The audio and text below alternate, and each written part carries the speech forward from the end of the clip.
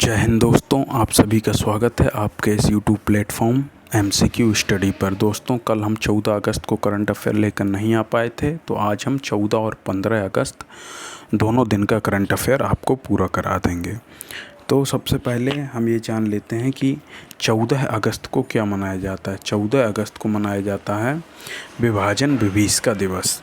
क्या मनाया जाता है? विभाजन विभीषका दिवस। और 15 अगस्त को तो आप जानते ही हैं कि भारतीय स्वतंत्रता दिवस मनाया जाता है। तो आप सभी को आज 15 अगस्त के उपलक्ष्य पर हैप्पी इंडिपेंडेंस डे। इस बार जो 2023 को स्वतंत्रता दिवस मनाया जा रहा है, ये भारत का 76वां स्वतंत्रता दिवस है। कौन सा 76वां स्वतंत्रता दिवस है? आप जानते हैं कि भारत 15 अगस्त 1947 को अंग्रेज़ों की गुलामी से आज़ाद हुआ था। तो 15 अगस्त को भारत का स्वतंत्रता दिवस मनाया जाता है। और इस बार 2023 को क्या मनाया जा रहा है? भारत का 76वां स्वतंत्रता दिवस मनाया जा रहा है। ये आप याद रखिएगा। तो दोस्तों, अब हम पहला क्वेश्चन कर रहे हैं, और इससे पहले ये कह दे रहे हैं कि दोस्तों, हम आपके लिए डेली करंट अफेयर लेकर आते हैं। आप हमारे यूट्यूब चैनल की प्लेलिस्ट पर जाकर डेली का करंट अफेयर देख सकते हैं। और हम अब आपके लिए जल्दी ही वीकली और मंथली करंट अफेयर भी शुरू करने जा रहे हैं। तो देखिए, जल्दी से जल्दी वीकली और करंट अफेयर भी मंथली करंट अफेयर भी लेकर आने लगेंगे। तो दोस्तों, और आप हमारे वीडियो को पूरा देखिएगा। तो पहला क्वेश्चन शुरू करते हैं। किस पर साराभाई क्रेटर स्थित है? जो साराभाई क्रेटर की बात हमने की है, साराभाई क्रेटर जो है कहाँ पे स्थित है? चंद्रमा में स्थित है। चंद्रमा में साराभाई क्रेटर स्थित है। चंद्रयान 2 ने इसका पता लगाया था। और ये जो क्रेटर है, इसका नाम किसके नाम पर रखा गया है? इसका नाम रखा गया है डॉक्टर विक्रम साराभाई के नाम पर रखा गया है इसका नाम। डॉक्टर विक्रम साराभाई कौन थे? डॉक्टर विक्रम साराभाई को भारत में अंतरिक्ष कार्यक्रम का जनक माना जाता है। ये याद रखिएगा। एक क्वेश्चन ये अलग से भी बन सकता है कि भारत में अंतरिक्ष कार्यक्रम का जनक किसे कहा जाता है, तो हम बताएंगे विक्रम साराभाई को। नेक्स्ट क्वेश्चन पर चलते हैं। अगला क्वेश्चन है, भारतीय अंतरिक्ष अनुसंधान संगठन यानी इसरो ने विक्रम 2023 का अंतर्राष्ट्रीय युवा दिवस का विषय क्या है? तो ये जो इसरो के द्वारा 2023 का जो अंतर्राष्ट्रीय युवा दिवस का विषय रखा गया है,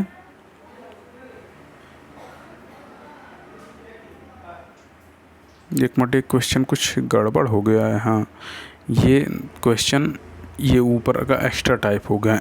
अब ये है, ये क्वेश्चन है 2023 का अंतर्राष्ट्रीय युवा विषय दिवस का विषय क्या है। मतलब 2023 के लिए जो इंटरनेशनल यूथ डे मनाया गया है, उसका विषय क्या है। तो हमने आपको बताया था कि इंटरनेशनल यूथ डे कब मनाया जाता है। आप लोग को कमेंट सेक्शन में बताना है, क्योंकि आप लोग कमेंट सेक्शन में नहीं बताते हैं। तो आप लोग बताइएगा कमेंट सेक्शन में कि अंतर्राष्ट्रीय युवा दिवस कब मनाया जाता है। अभी हमने आपको कुछ ही दिन पहले बताया था कि अंतर्राष्ट्रीय युवा दिवस कब मनाया जाता है।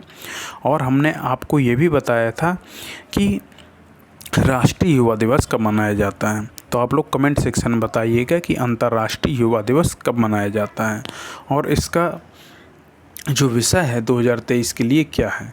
इसका विषय जो है 2023 के लिए वो है green skill for youth towards a sustainable world.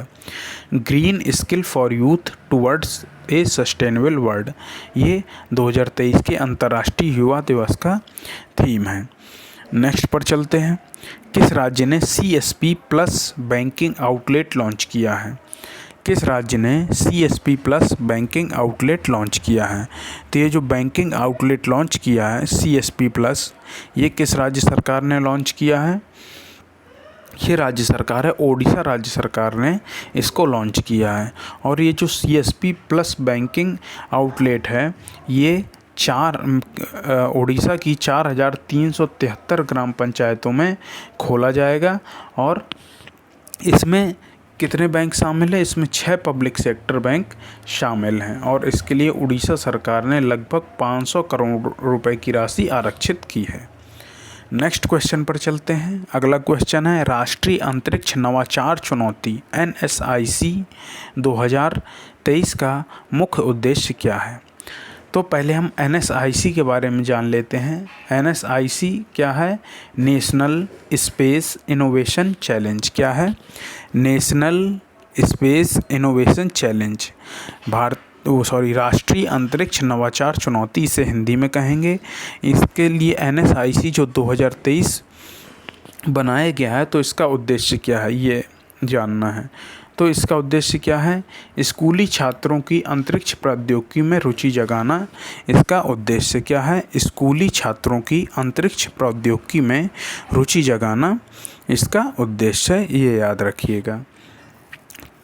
तो और ये जो NSIC शुरू किया गया है, यानी नेशनल स्पेस इनोवेशन चैलेंज, ये शुरू किया गया है किस वजह से, मतलब किसने शुरू किया है? ये अटल इनोवेशन मिशन के तहत किसने शुरू किया है? इसरो ने शुरू किया है। अटल इनोवेशन मिशन के तहत इंडियन स्पेस रिसर्च ऑर्गेनाइजेशन के द्वारा शुरू किया गया है। हाँ, और ये जो NSIC कार्यक्रम जो चलाया जाएगा, इसमें क्या है? भविष्य के लिए अंतरिक्ष कार्यबल को समझने व अगली पीढ़ी के अंतरिक्ष उत्साही लोगों को प्रेरित करने के लिए कार्यक्रम चलाया जाएगा। और स्कूली छात्रों की अंतरिक्ष प्रौद्योगिकी में रुचि जगाना इसका मुख्य उद्देश्य है। नेक्स्ट क्वेश्चन पर चलते हैं। इलेक्ट्रॉनिक रिसोर्सेज इन मेडिसिन यानी ERMED कंसोर्टियम पर राष्ट्रीय सम्मेलन का उद्घाटन किसने किया है? Electronic resources in medicine consortium पर राष्ट्रीय सम्मेलन का उद्घाटन किसने किया? ये उद्घाटन किसने किया? डॉक्टर भारती प्रवीण पवार। क्या नाम है? डॉक्टर भारती प्रवीण पवार ने electronic resources in medicine ERMED consortium पर राष्ट्रीय सम्मेलन का उद्घाटन किया है। नेक्स्ट पर चलते हैं। IEPFA और CSC द्वारा लॉन्च की गई निवेशक सारथी वैन का उद्देश्य क्या है? तो इसका ये जो निवेशक सारथी वैन लॉन्च की है किसने? IEPFA और CSC ने जो निवेशक सारथी वैन लॉन्च की है, इसका उद्देश्य वित्तीय जागरूकता और शिक्षा बढ़ाना। याद रखिएगा, वित्तीय जागरूकता और शिक्षा बढ़ाना इसका उद्देश्य है। नेक्स्ट क्वेश्चन पर चलते हैं। हाल ही में 7 हवाई अड्डों पर डिजी यात्रा की सुविधा उपलब्ध कराई गई है। किस स्टेशन पर प्रारंभिक चरण में डिजी सुविधा शुरू की जाएगी? मतलब हाल ही में किस स्टेशन पर प्रारंभिक चरण में डिजी सुविधा शुरू की जाएगी? तो जो हाल ही में शुरू की जाएगी वो है मुंबई, अहमदाबाद, कोच्चि, लखनऊ, जयपुर और गुवाहाटी। इन हवाई अड्डों पर ये सुविधा शुरू की जाएगी। ये 7 नहीं 6 हवाई अड्डे हैं यहाँ पर, तो इन 6 हवाई अड्डों पर ये सुविधा शुरू की जाएगी।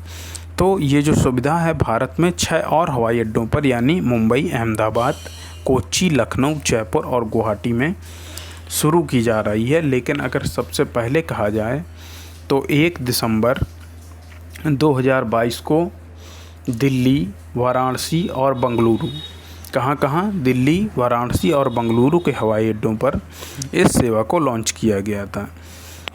ये जो डिजी यात्रा सुविधा जो सेवा है, इसमें क्या होता है? इसमें चेहरा पहचान तकनीक यानी फेस रिकॉग्निशन टेक्निक के द्वारा विभिन्न जांच बिंदुओं पर यात्रियों की जांच कर ली जाती है और उन्हें बहुत टाइम नहीं देना पड़ता जांच के लिए, और निर्बाध आवाजाही इससे उनकी सुगम होती है।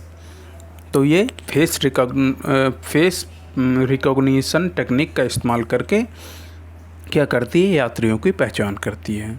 नेक्स्ट क्वेश्चन पर चलते हैं। प्रसिद्ध परमाणु भौतिक विज्ञानी विकास सिन्हा का हाल ही में निधन हो गया है। उन्हें किस वर्ष पद्म भूषण पुरस्कार से सम्मानित किया गया था? तो जो भौतिक विज्ञानी थे, प्रसिद्ध परमाणु भौतिक विज्ञानी विकास सिन्हा जी का हाल ही में निधन हो गया। उन्हें 2010 का पद्म भूषण पुरस्कार से सम्मानित किया गया था। और इनका निधन कहाँ पे हुआ है? इनका निधन कोलकाता में 78 वर्ष की आयु में हुआ है। नेक्स्ट क्वेश्चन पर चलते हैं। अगला क्वेश्चन है, भारत और अंगोला ने हाल ही में अगस्त 2023 में द्विपक्षीय संबंधों पर विदेश कार्यालय परामर्श आयोजित किया। भारत और अंगोला ने हाल ही में अगस्त 2023 में द्विपक्षीय संबंधों पर विदेश कार्यालय परामर्श आयोजित किया। अंगोला की राजधानी क्या है? अगर अंगोला की राजधानी की बात की जाए तो अंगोला की राजधानी क्या है? लुआंडा। और भारत और अंगोला ने किस क्षेत्र में जो संपर्क स्थापित करने के लिए या विदेश कार्यालय परामर्श आयोजन के बारे में बात की है, तो वो क्षेत्र हैं व्यापार, रक्षा, ऊर्जा, कृषि, विकास साझेदारी, स्वास्थ्य और फार्मास्यूटिकल्स, विज्ञान और प्रौद्योगिकी। इतने क्षेत्रों में भारत ने अंगोला के साथ बातचीत आगे बढ़ाई है। नेक्स्ट क्वेश्चन पर चलते हैं। विश्व हाथी दिवस 2023 का विषय क्या है? अगर हम विश्व हाथी दिवस की बात करें तो विश्व हाथी दिवस कब मनाया जाता है? विश्व हाथी दिवस मनाया जाता है 12 अगस्त को। और अभी हमने आपको पूछा था कि अंतर्राष्ट्रीय युवा दिवस कब मनाया जाता है। हमने कहा था कि आप कमेंट सेक्शन में छापिए। तो अगर अंतर्राष्ट्रीय युवा दिवस की बात की जाए तो ये भी 12 अगस्त को मनाया जाता है। अब आप लोग कमेंट सेक्शन में क्या बताएंगे कि राष्ट्रीय युवा दिवस कब मनाया जाता है और वो क्यों मनाया जाता है, किसकी मतलब स्मृति में या याद में मनाया जाता है। तो दोस्तों 12 अगस्त को क्या मनाया जाता है? विश्व हाथी दिवस मनाया जाता है। तो विश्व हाथी दिवस 2023 का थीम क्या है? अवैध वन्य जीव व्यापार को समाप्त करना है। अगर विश्व हाथी दिवस 2023 की थीम की बात की जाए तो अवैध वन्य जीव व्यापार को समाप्त करना इसकी थीम है। और ये विश्व हाथी दिवस कब से शुरू किया गया? विश्व हाथी दिवस 2012 से शुरू किया गया है। और ये क्यों शुरू किया गया? ये मानव और हाथी के संघर्ष को रोकने के लिए, हाथियों के संरक्षण के लिए और हाथियों के उनके प्राकृतिक आवास में उनकी सुरक्षा करने के लिए विश्व हाथी दिवस शुरू किया गया है।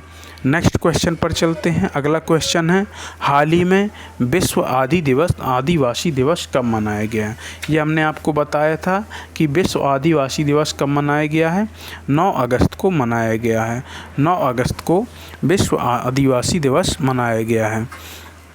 और ये आदिवासियों के संरक्षण और उनको उनके अधिकारों को देने के लिए हर वर्ष 9 अगस्त को मनाया जाता है। और लोगों को भी आदिवासी के अधिकारों से जागरूकता लाने के लिए रहता है ये। नेक्स्ट क्वेश्चन पर चलते हैं। हाल ही में किस राज्य के मंत्रिमंडल ने जल पर्यटन और साहसिक खेल नीति 2023 को मंजूरी दी है?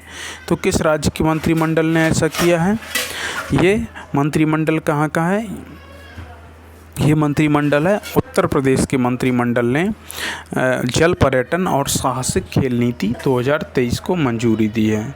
अगर हम उत्तर प्रदेश के बारे में बात करें तो उत्तर प्रदेश के जो मुख्यमंत्री हैं वो हैं योगी आदित्यनाथ जी, राज्यपाल हैं श्रीमती आनंदीबेन पटेल और राजधानी कौन सी है? लखनऊ है। नेक्स्ट पर चलते हैं। अगला क्वेश्चन है, हाल ही में APEDA ने हवाई मार्ग से किस देश को ताज़ा अनार की पहली परीक्षण शिपमेंट निर्यात की है? तो जो APEDA है उसने हाल ही में ताज़ा अनार की जो पहली परीक्षण शिपमेंट लॉन्च की है, हवाई मार्ग से भेजी गई है, वो किसे भेजी है? USA यानी अमेरिका को भेजी है। अगर अमेरिका की बात की जाए तो अमेरिका के वर्तमान में राष्ट्रपति हैं जो बाइडेन और उपराष्ट्रपति कौन है? उपराष्ट्रपति हैं कमला हैरिस। और यहाँ की राजधानी क्या है? राजधानी है वाशिंगटन DC। नेक्स्ट क्वेश्चन पर चलते हैं। अगला क्वेश्चन है, हाल ही में किसे तटरक्षक बल के अतिरिक्त महानिदेशक के रूप में नियुक्त किया गया है? तटरक्षक बल के जो अतिरिक्त महानिदेशक हैं उनके रूप में किसे नियुक्त किया गया है? ये हमने आपको बताया था, ये हैं S परमेश जी। S परमेश जी को तटरक्षक बल के अतिरिक्त महानिदेशक के रूप में नियुक्त किया गया है। तटरक्षक बल का जो अगर हेडक्वार्टर पूछा जाए, भारतीय तटरक्षक बल का मुख्यालय कहाँ है? तो ये नई दिल्ली में है। नेक्स्ट क्वेश्चन पर चलते हैं। अगला क्वेश्चन है, हाल ही में कौन सी राज्य सरकार गृह लक्ष्मी योजना शुरू करेगी? अगर हम गृह लक्ष्मी योजना के बारे में बात करें तो ये कौन सी सरकार शुरू करेगी? ये तेलंगाना सरकार शुरू करेगी। और एक लाडली बहना योजना जो है, जो मध्य प्रदेश सरकार द्वारा चलाई जाती है। तो जो तेलंगाना सरकार ने ये गृह लक्ष्मी योजना के बारे में इन्होंने कहा है शुरू करने के लिए, तो ये किसके लिए है?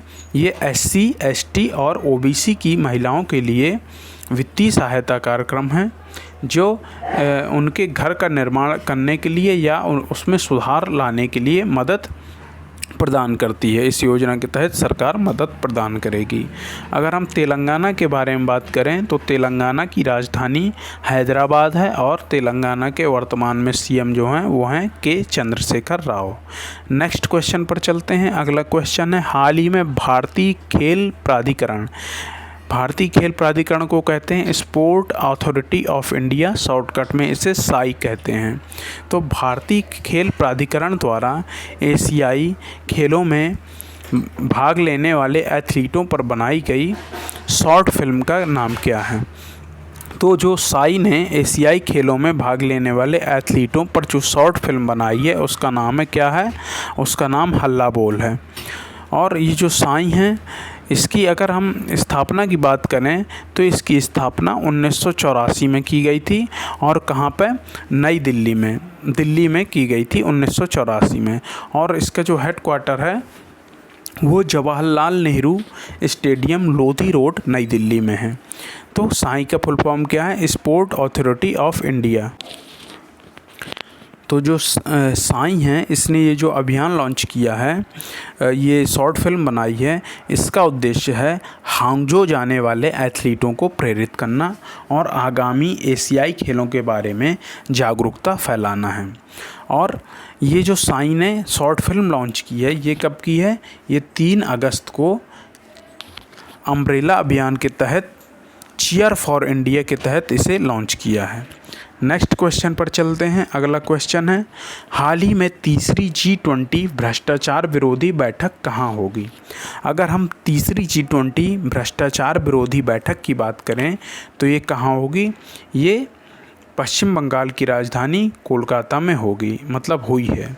और ये 9 से 11 अगस्त के बीच संपन्न हुई है। आप जानते हैं कि G20 2023 के जो अध्यक्षता है वो हमारा देश भारत कर रहा है। G20 की अध्यक्षता भारत को 1 दिसंबर 2022 से लेके 30 नवंबर 2023 के लिए मिली हुई है। उसके बाद ब्राज़ील अध्यक्षता करेगा। नेक्स्ट क्वेश्चन पर चलते हैं। अगला क्वेश्चन है, हाल ही में राष्ट्रपति द्रौपदी मुर्मू ने किस राज्य के ऑरोविले में आध्यात्मिक सम्मेलन का आयोजन किया? अगर ऑरोविले की बात की जाए तो ये एक आश्रम है। तो ऑरोविले आश्रम में आध्यात्मिक सम्मेलन का उद्घाटन किया किसने? राष्ट्रपति द्रौपदी मुर्मू ने। तो ऑरोविले की बात की जाए तो ये किसका आश्रम है? ये अरविंदो घोष का आश्रम है। आप जानते होंगे अरविंदो घोष का आश्रम है। तो अरविंदो घोष के ऑरोविले जो आश्रम है उसमें आध्यात्मिक सम्मेलन का उद्घाटन किसने किया? राष्ट्रपति द्रौपदी मुर्मू ने। और ये कहाँ पे है ऑरोविले? ये तमिलनाडु में स्थित है।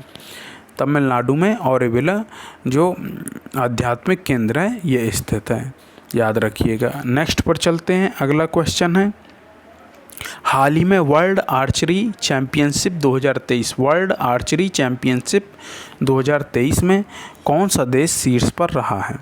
तो अगर हम कौन सा देश शीर्ष पर रहा है, ये अगर हम कहें तो ये है भारत जो है शीर्ष पर रहा है। ये जो वर्ल्ड आर्चरी चैम्पियनशिप का आयोजन किया गया था ये बर्लिन में किया गया था। कहाँ पे? बर्लिन में किया गया था। बर्लिन क्या है? जर्मनी की राजधानी है।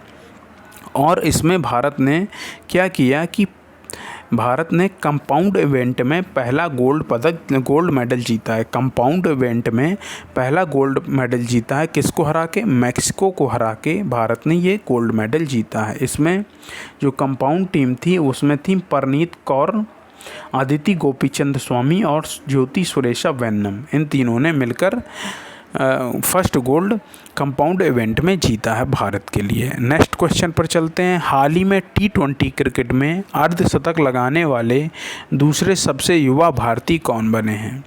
अगर हम T20 क्रिकेट में अर्धशतक के बारे में बात करें तो दूसरे जो सबसे युवा भारतीय बने हैं वो हैं तिलक वर्मा। याद रखिएगा, तिलक वर्मा ने T20 क्रिकेट में अर्धशतक लगाने वाला दूसरा सबसे कम उम्र के युवा भारतीय बनने का सौभाग्य प्राप्त किया है। तिलक वर्मा ने जो वेस्ट इंडीज़ के खिलाफ दूसरा T20 चल रहा है उसमें 41 गेंदों में 51 रन बनाकर अर्धशतक लगाया। नेक्स्ट क्वेश्चन पर चलते हैं। हाल ही में भारत और किस देश ने 5वीं संयुक्त व्यापार उप आयोग बैठक आयोजित की? हाल ही में भारत और किस देश ने 5वीं संयुक्त व्यापार उप आयोग बैठक कहाँ आयोजित की? तो अगर हम इसके बारे में बताएं तो ये कहाँ पे आयोजित की गई है? ये की गई है वियतनाम में। अगर हम वियतनाम की राजधानी की बात करें तो वियतनाम की राजधानी है हनोई। और भारत और वियतनाम देश ने 5वीं संयुक्त व्यापार उप आयोग की बैठक भी कर डाली। नेक्स्ट पर चलते हैं। अगला क्वेश्चन है, हाल ही में किस राज्य में मैपिंग तिब्बत प्रदर्शनी का आयोजन किया गया है? तो ये हम आपको पहले ही बता चुके हैं कि जो मैपिंग तिब्बत प्रदर्शनी का आयोजन कहाँ किया गया है? हिमाचल प्रदेश के धर्मशाला में किया गया है। धर्मशाला के बारे में एक बात और याद रखिए कि हिमाचल प्रदेश की 2 राजधानियाँ, एक शिमला और एक धर्मशाला। तो शिमला जो है ग्रीष्मकालीन राजधानी है और शीतकालीन राजधानी के रूप में धर्मशाला है। तो धर्मशाला में ही ये मैपिंग तिब्बत प्रदर्शनी का आयोजन किया गया है। नेक्स्ट पर चलते हैं। अगला क्वेश्चन है,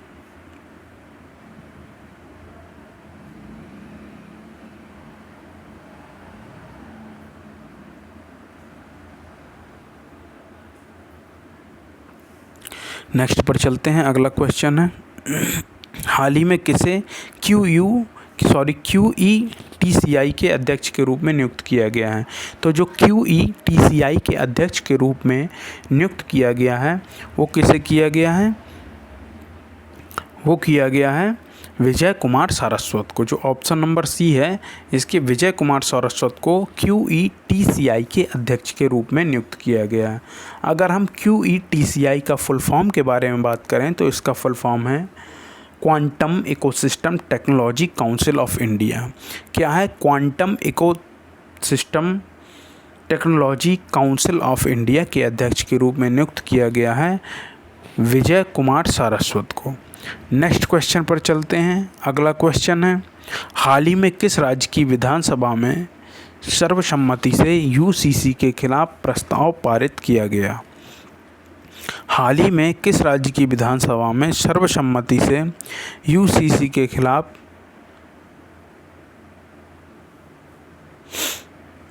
UCC के खिलाफ जो प्रस्ताव पारित किया, किस राज्य की विधानसभा ने किया है? केरल राज्य की विधानसभा ने प्रस्ताव पारित किया है।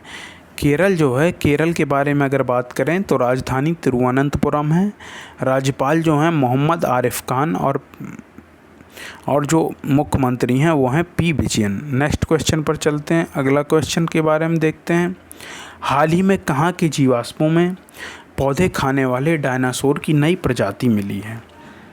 तो अगर पौधे खाने वाले डायनासोर की नई प्रजाति की बात की जाए तो ये जैसलमेर में मिली है। जैसलमेर के जो थार रेगिस्तान इलाका है वहाँ पर हमें ये प्राप्त हुआ है पौधे खाने वाले डायनासोर का जीवाश्म। और इसका जो नामकरण किया गया है इस जीवाश्म का, वो किया गया है थारोसोरस इंडिकस। क्या किया गया? थारोसोरस इंडिकस इसका नाम किया गया है। थारोसोरस इंडिकस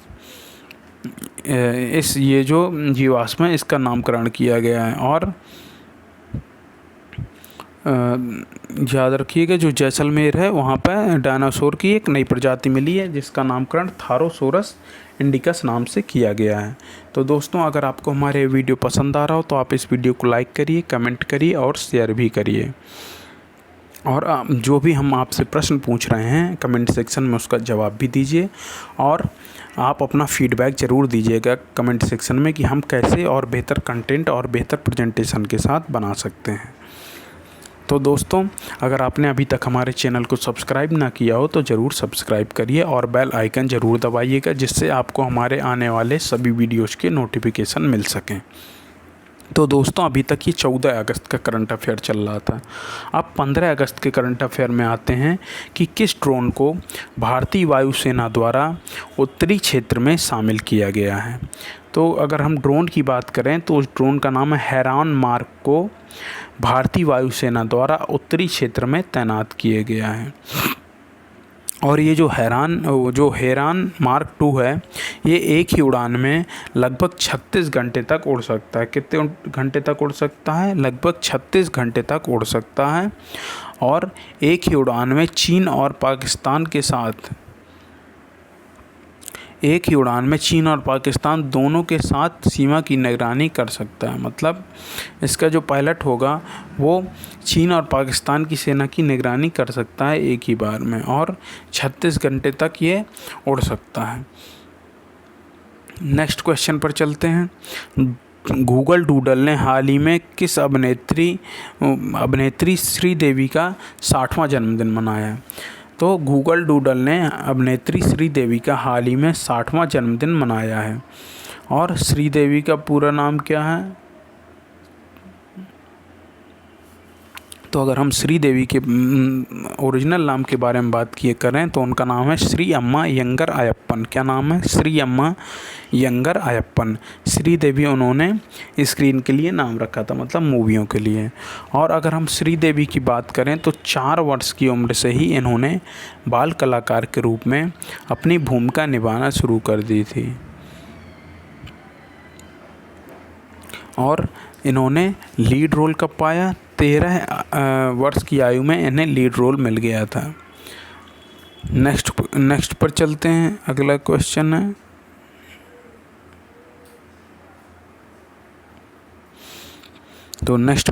अगला क्वेश्चन है एशियाई चैंपियंस ट्रॉफी जीतने के लिए भारत ने किसको फाइनल में हराया?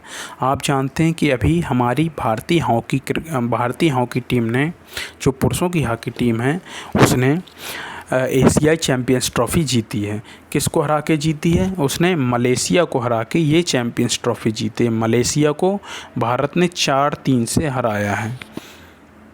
और भारत को ये जो खिताब है, भारत को ये 4था एशियाई चैंपियंस ट्रॉफ़ी खिताब मिला है।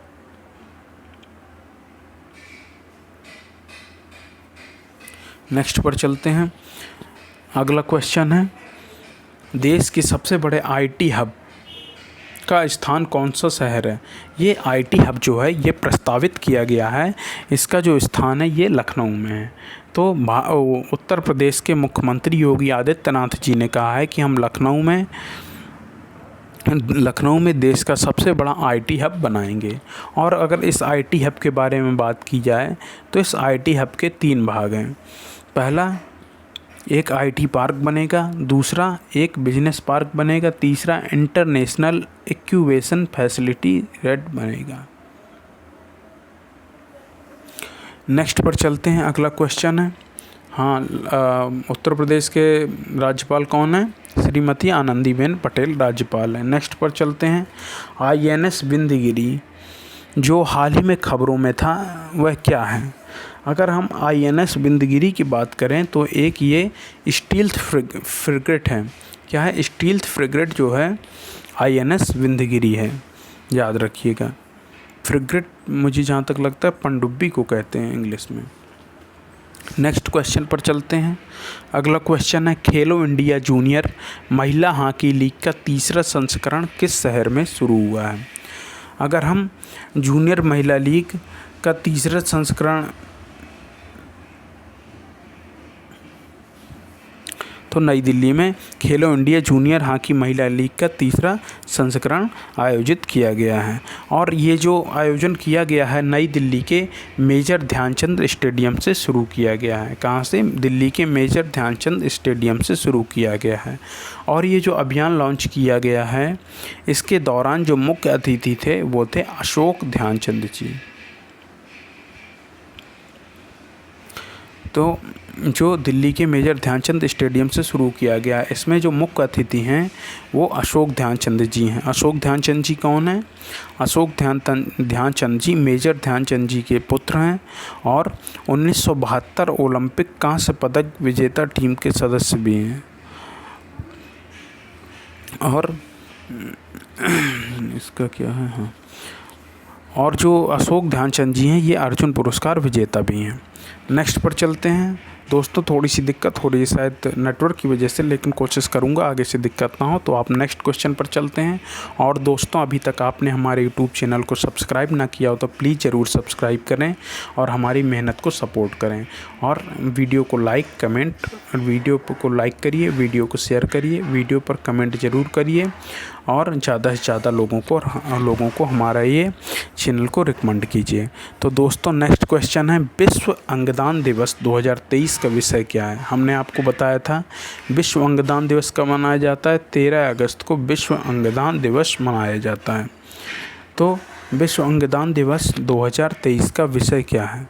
अगर हम 2023 के विषय के बारे में बात करें तो जो विश्व अंगदान दिवस है हमने आपको बताया कि 13 अगस्त को मनाया जाता है।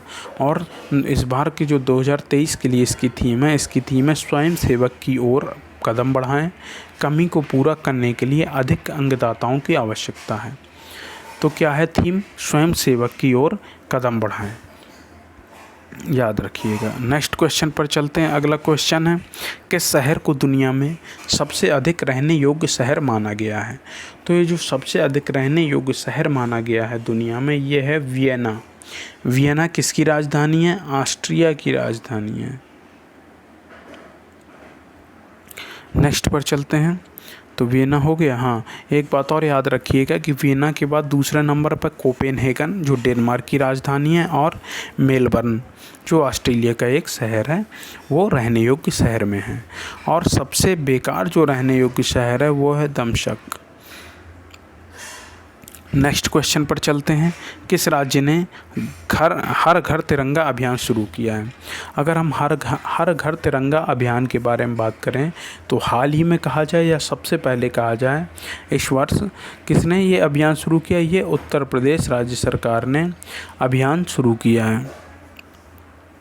और उत्तर प्रदेश के मुख्यमंत्री कौन है? योगी आदित्यनाथ जी। नेक्स्ट पर हाँ, ये जो हर घर तिरंगा अभियान है ये योगी जी ने शुरू किया है। और योगी जी ने ये कब से कब तक चलना है? 13 से 15 अगस्त तक हर घर तिरंगा अभियान चल रहा है। इसके तहत हर घर में तिरंगा फहराया जाएगा। इसके लिए कुछ गाइडलाइन भी बनाई गई हैं। उन गाइडलाइनों के अनुसार ही आपको तिरंगा फहराना होगा, ये नियम बनाया था। तो उत्तर प्रदेश की राजधानी के बारे में बात की जाए तो लखनऊ है। कौन सी राजधानी है? लखनऊ राजधानी है। और सीएम जो हैं मुख्यमंत्री योगी आदित्यनाथ जी हैं। नेक्स्ट क्वेश्चन पर चलते हैं। अगला क्वेश्चन है हाल ही में विश्व जैव ईंधन दिवस कब मनाया गया है? अगर हम विश्व जैव ईंधन दिवस के बारे में बात करें तो ये कब मनाया गया है? ये 10 अगस्त को मनाया गया है। विश्व जैव ईंधन दिवस कब मनाया गया? नेक्स्ट क्वेश्चन पर चलते हैं। वर्ल्ड बायोफ्यूल डे याद रखिएगा कब मनाया जाता है? वर्ल्ड बायोफ्यूल डे मनाया जाता है 10 अगस्त को मनाया जाता है। कब मनाया जाता है? 10 अगस्त को वर्ल्ड बायोफ्यूल डे यानी विश्व जैव ईंधन दिवस मनाया जाता है। नेक्स्ट क्वेश्चन पर चलते हैं। हाल ही में किस देश के ऑस्कर विजेता निर्देशक विलियम फ्राइडकिन का निधन हुआ है?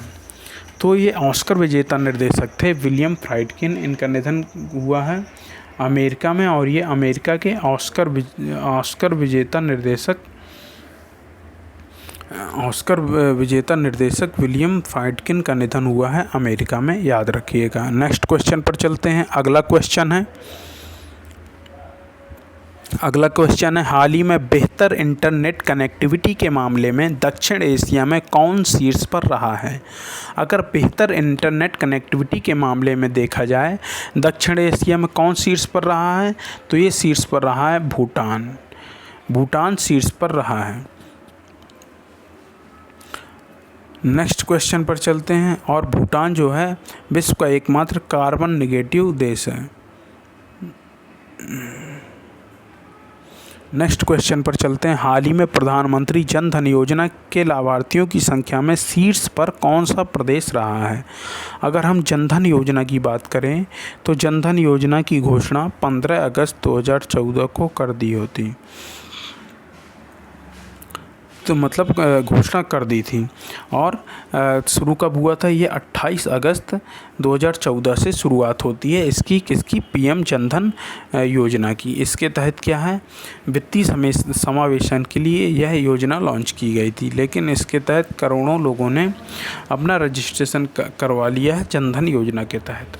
तो सरकार यदि कोई योजना बनाती है तो सरकार की ये जिम्मेदारी तो रहती है कि उस योजना को ढंग से क्रियान्वित करे और ये देखे कि उसके क्रियान्वयन में कौन कौन रोड़े बन रहे हैं, तो उन्हें हटा के अलग करें।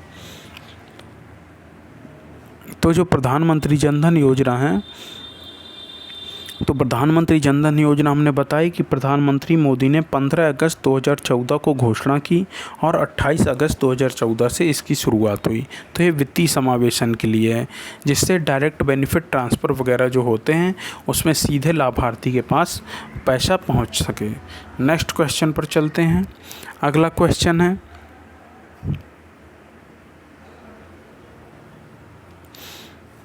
नेक्स्ट क्वेश्चन पर चलते हैं। अगला क्वेश्चन है, हाल ही में किस देश ने होमोसेक्सुअलिटी शब्द के इस्तेमाल पर पाबंदी लगा दी है? ये जो होमोसेक्सुअलिटी शब्द है, इसके इस्तेमाल पर पाबंदी लगाने वाला देश है इराक। कौन है? इराक जो है, इसके होमोसेक्सुअलिटी शब्द के इस्तेमाल पर इसने पाबंदी लगा दी है। इराक की राजधानी क्या है? बगदाद है। और इराक के अगर हम मुद्रा के बारे में बात करें तो दीनार है। और इसके राष्ट्रपति हैं अब्दुल लतीफ़ राशिद। याद रखिएगा, अब्दुल लतीफ़ राशिद जो हैं यहाँ के राष्ट्रपति हैं। नेक्स्ट क्वेश्चन पर चलते हैं। अगला क्वेश्चन है, हाल ही में किस राज्य के मुख्यमंत्री ने इंदिरा गांधी मुफ्त स्मार्टफोन परियोजना लॉन्च की है? अगर इंदिरा गांधी मुफ्त स्मार्टफोन योजना के बारे में बात की जाए तो ये जो लॉन्च की गई है, किसके द्वारा की गई है? राजस्थान सरकार के द्वारा। राजस्थान सरकार के द्वारा यह योजना लॉन्च की गई है। नेक्स्ट क्वेश्चन पर चलते हैं। अगला क्वेश्चन है, हाल ही में किस राज्य ने राज्य कर्मचारी डेटाबेस अद्यतन शुरू किया है? हाल ही में किस राज्य ने डेटाबेस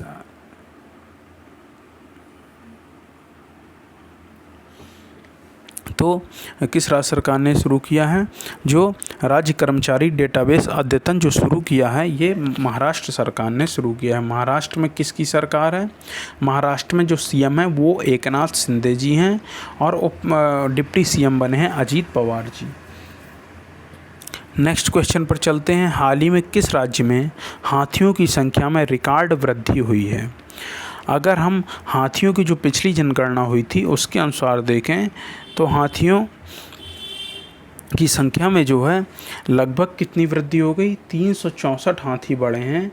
और इस प्रकार 364 हाथी बढ़ने के बाद इसकी संख्या कितनी हो गई? 6395 हाथी हो चुके हैं। नेक्स्ट क्वेश्चन पर चलते हैं, लेकिन उससे पहले कर्नाटक के बारे में। कर्नाटक जो है इसके सीएम है सिद्धारमैया। नेक्स्ट क्वेश्चन पर चलते हैं। हमने आपको अभी क्या बताया था कि हाथी दिवस कब मनाया जाता है? विश्व हाथी दिवस ये मनाया जाता है 12 अगस्त को। नेक्स्ट क्वेश्चन पर चलते हैं। हाल ही में कौन सी small finance bank 24/7 video banking सेवा प्रदान करेगी? तो ये जो बैंकिंग है, कौन सी स्मॉल फाइनेंस बैंकिंग? ये एयू स्मॉल फाइनेंस बैंक जो है 24/7 वीडियो बैंकिंग सेवा प्रदान करेगी, इसे याद रखिएगा। नेक्स्ट क्वेश्चन पर चलते हैं। अगला क्वेश्चन है, हाल ही में हरि नरके का निधन हुआ है। हरि नरके एक प्रसिद्ध व्यक्ति हैं, इनका निधन हुआ है। ये कौन थे? जो हरि नरके जी थे, ये एक प्रसिद्ध जो है लेखक थे। इन्होंने लगभग 50 से ज़्यादा किताब लिखी हैं और ये फुले अंबेडकर विचारधारा के लेखक थे। इसे भी आप याद रखिएगा। नेक्स्ट क्वेश्चन पर चलते हैं। अगला क्वेश्चन है, हाल ही में कौन सी राज्य सरकार 1 नवंबर से राज्य भर में खेल महारण का आयोजन करेगी? तो जो खेल महारण का आयोजन की बात की गई है 1 नवंबर से, तो ये किसने की है? ये असम राज्य सरकार ने इसकी घोषणा की है। असम के बारे में बात कर लेते हैं। असम की राजधानी दिसपुर, इसका हाई कोर्ट है गुवाहाटी में, और इसके जो सीएम हैं उनका नाम है हेमंत बिस्वा शर्मा। असम के सीएम का नाम है हेमंत बिस्वा शर्मा, और यहाँ के जो राज्यपाल हैं उनका नाम है जगदीश मुखी। नेक्स्ट क्वेश्चन पर चलते हैं। अगला क्वेश्चन है, हाल ही में विश्व एथलेटिक्स चैंपियनशिप में भारतीय दल का नेतृत्व कौन करेंगे? तो विश्व एथलेटिक्स चैंपियन होने वाली है, उसमें जो भारतीय दल जाएगा उसका नेतृत्व कौन करेंगे? उसका नेतृत्व करेंगे नीरज चोपड़ा जी। आप जानते हैं नीरज चोपड़ा जी ने 7 अगस्त 2021 को टोक्यो ओलंपिक में गोल्ड मेडल जीता था जेवलिन थ्रो में, इसलिए 7 अगस्त से ही हम क्या मनाते हैं? भारत में राष्ट्रीय जेवलिन थ्रो डे मनाते हैं, मतलब नेशनल जेवलिन थ्रो डे मनाते हैं। हिंदी में कहा जाए तो राष्ट्रीय भाला फेंक दिवस 7 अगस्त को मनाया जाता है। नेक्स्ट क्वेश्चन पर चलते हैं। अगला क्वेश्चन है, हाल ही में किस राज्य के राजौरी चिगरी वुडक्राफ्ट और मुस्क बुदजी चावल को जीआई टैग मिला? किस किस को? राजौरी चिगरी वुडक्राफ्ट और मुस्क बुदजी चावल को जीआई टैग मिला है। तो ये जो जीआई टैग मिला है किसको मिला है? ये जम्मू कश्मीर के राजौरी चिकरी वुडक्राफ्ट। आप जानते हैं कि राजौरी कहाँ पे है? जम्मू कश्मीर में है। तो राजौरी चिकरी वुडक्राफ्ट और मुस्क बुदजी चावल को जीआई टैग दिया गया है। तो जम्मू कश्मीर की ये राजौरी चिकरी वुडक्राफ्ट और मुस्क बुदजी चावल है। जम्मू कश्मीर की बात की जाए तो इसकी राजधानी श्रीनगर है, और वर्तमान में इसके जो उपराज्यपाल हैं वो हैं मनोज सिन्हा जी। नेक्स्ट पर चलते हैं। अगला क्वेश्चन और आज का लास्ट क्वेश्चन है, हाल ही में एसएसबी ने कहाँ 54 फीट के तिरंगे का अनावरण किया है? एसएसबी यानी सशस्त्र सीमा बल ने किस जगह पर 54 फीट के तिरंगे का अनावरण किया है? तो आज़ादी के अमृत महोत्सव के तहत सशस्त्र सीमा बल ने सिलीगुड़ी में 54 फीट के तिरंगे का अनावरण किया है। अगर सिलीगुड़ी में कहाँ पे किया है पूछा जाए तो रानी डांगा में किया है। कहाँ पर? रानी डांगा में इस 54 फीट के तिरंगे का अनावरण किया है। तो दोस्तों आज का करंट अफेयर यहीं पर पूरा होता है। हम आपके लिए नेक्स्ट डे पर फिर से करंट अफेयर लेकर आएंगे। और दोस्तों आप सभी अपना ख्याल रखिए। अब हम आपसे अपने नेक्स्ट वीडियो में मिलते हैं। एक बार फिर से आप सभी को भारतीय स्वतंत्रता दिवस की हार्दिक शुभकामनाएं। आप सभी अपना ख्याल रखें और पढ़ाई करते रहें। जय हिंद, जय भारत। हम अपने नेक्स्ट वीडियो में मिलते हैं। जय हिंद, जय भारत।